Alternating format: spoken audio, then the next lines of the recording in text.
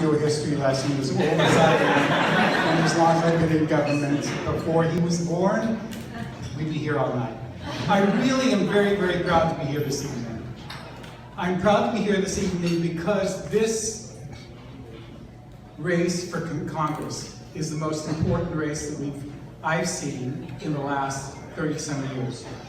In 1984, I went to Washington, D.C.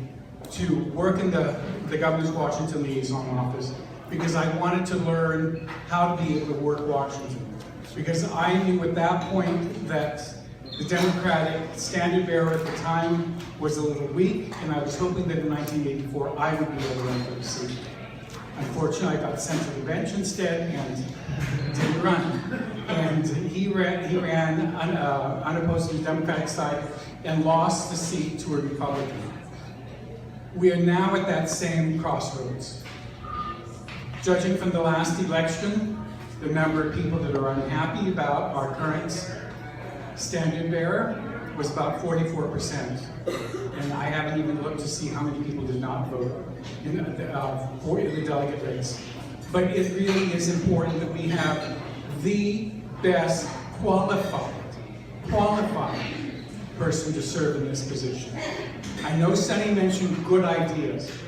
That's fine. Everybody has ideas. But the one thing that this young man has, and I mean young, he could be my son. I don't know if I could do that. Yes, I'm 65 and you're old 47. I didn't too active.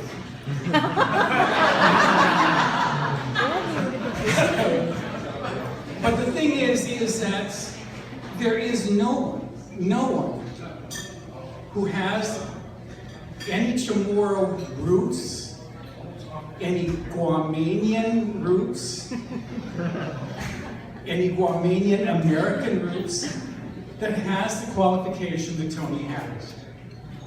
He served 12 years in Congress as a professional staffer, and rose to the position of head of the Insular Division.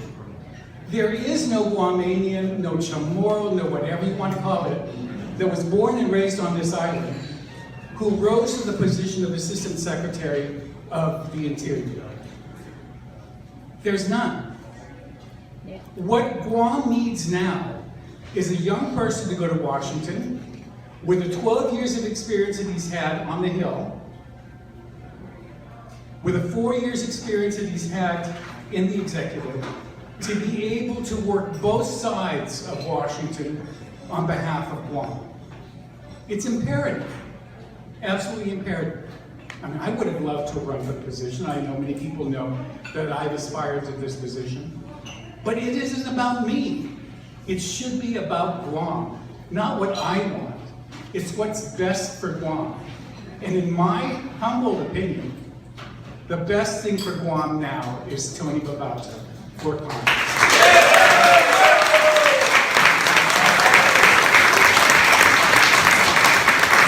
With his professional resume and his experience, he's going to be able to know how he's going to be able to work the Congress and how all those people are. I mean, he knows how he's going to be able to go play golf with them, do whatever it is that he needs to get congressional support for his bills. But he's also, and please, we have to have a Democratic president. The thought of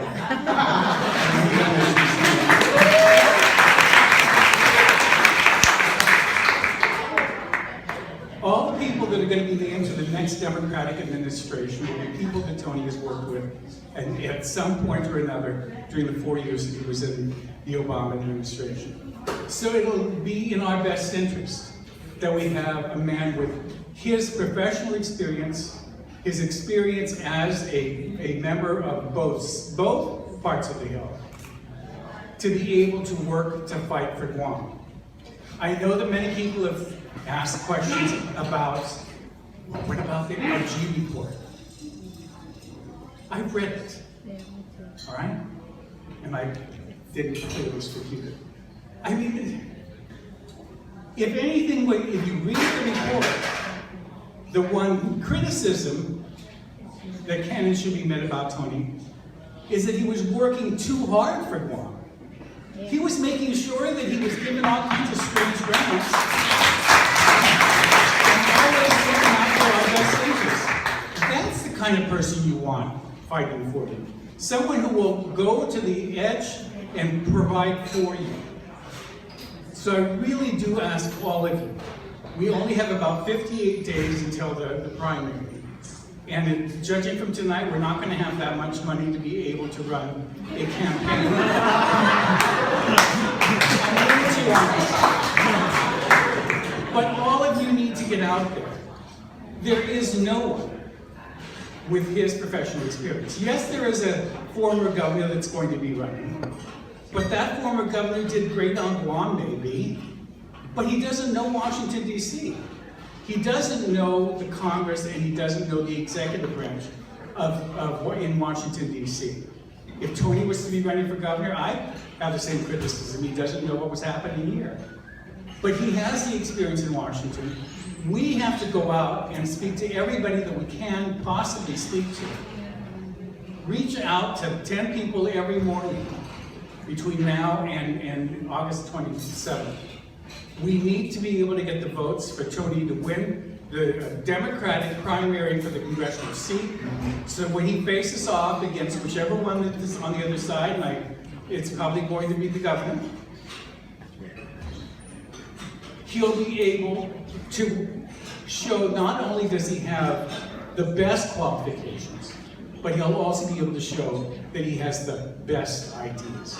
And so I ask all of you, please join me in working your hardest over the next 60 days to make sure that our next congressional delegate is none other than Tony Babauta.